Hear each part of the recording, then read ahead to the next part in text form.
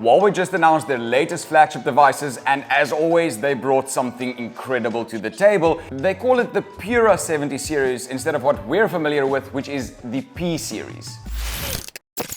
At their launch event, I had the privilege of looking at the Pura 70 Ultra, and I have to say this thing is geared towards photographers and people that take a lot of photos, and they take it seriously. So seriously that they actually added a retractable lens so that people can take even better photos. From a design standpoint, we can see that it really stands out amongst the crowd. It is a fashion-forward piece of tech. I really like the brown design, however, the green design is also really nice. On the front, we see a practically bezel-less display with the brand new 2nd gen Armor Kunlun glass, which is even more scratch resistant and drop resistant than the previous generation and looks incredible on this device. And to top it off, it also has a under-the-screen fingerprint reader and very snappy face detection. I never needed to use the under-screen fingerprint reader in the test. However, it is there as a feature if you're just one of those people that don't like picking up your phone to unlock it. However, there is one thing I would say about the Huawei 70 Pura Ultra, and that is that it is a chunky boy. It is heavy, it is big, it has a very prominent camera feature. And my pinky suffers under the weight. Luckily, the pretty massive camera bump provides a nifty spot for my index finger to hold it onto. On the Ultra version of the Pura 70, Huawei opted to go for a vegan leather, and the brown, although looks awesome, I think the green just looks that little bit better. Now, I thought it would get dirty really quickly, however, it actually didn't. I spent the whole evening with one of the green devices, and I ate a lot of things, I greeted a lot of people, I touched a lot of shit, and the device never got dirty. And that's something that really surprised me, and I'm happy to say that I don't think that will be a problem. However, I only spent one evening with the device, so take that into account. Now, just if you were wondering, yes, Huawei is still under freedom from the freedom country.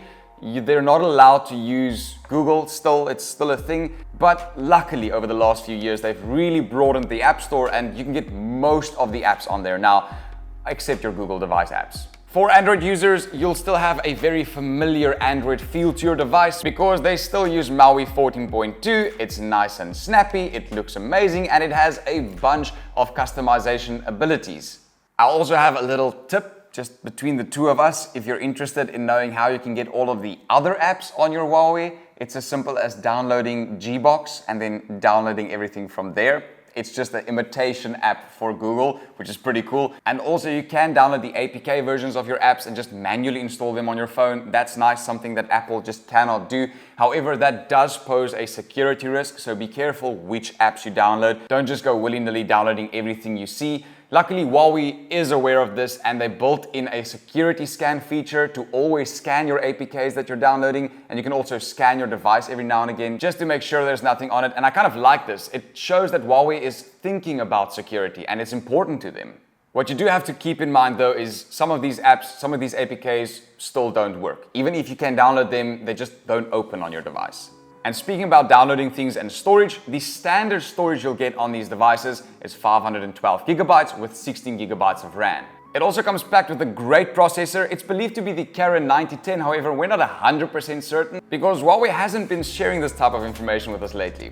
And the device also comes with a 120 Hz refresh rate screen that adapts to whether you need 120 Hz or not, meaning the battery lasts even longer. And speaking about battery, it comes with a 5200 milliamp hour battery and 100 watt fast charging. They truly went all out on this device. You can see it is their flagship of flagships. I got to play with what makes this phone stand out, which is the camera, and I was blown away. The 10x zoom looks like a normal camera. It comes with a 1-inch camera sensor, which is massive for a camera. It is bigger than my Insta360 is, which can take 360-degree camera footage at 4K and 8K. That is incredible. However, the Huawei does it just a little bit better by telling us, yes, you get a 1-inch sensor, yes, you get a 10x zoom, yes, you get a retractable lens, and yes, it's gonna be 50 megapixels.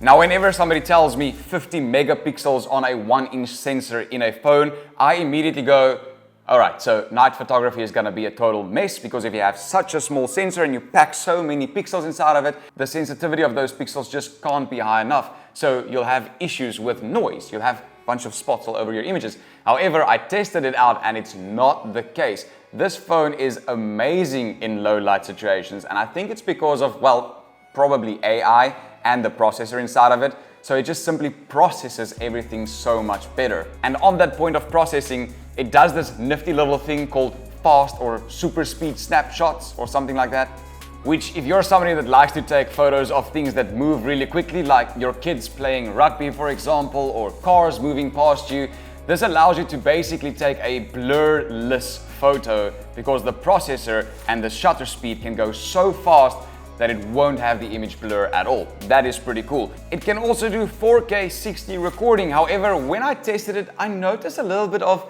a stutter every now and again when I did like really nice pan shots. Don't know whether it was just the situation or just the setting I had the camera in, but that is something I picked up on. The video is incredible. The depth of field is great because it comes with a variable aperture all the way from 4.0 to 1.9. 1.9 is like the blurriness you get from a professional camera, even better. My lens that I'm recording on right now goes down to 2.4. So that's really nice because you don't get that ugly AI background blur thing going. Now moving away from the main camera, you also have a telephoto lens, a 50 megapixel telephoto lens that can go up to 3.5 times optical zoom, meaning the actual lens zooms, and then from there it's digital zoom, making the 10x zoom so much sharper. You also get a macro lens that can focus up to 5 centimeters away from the camera. That's really impressive. Just take note that this macro lens is only 40 megapixels.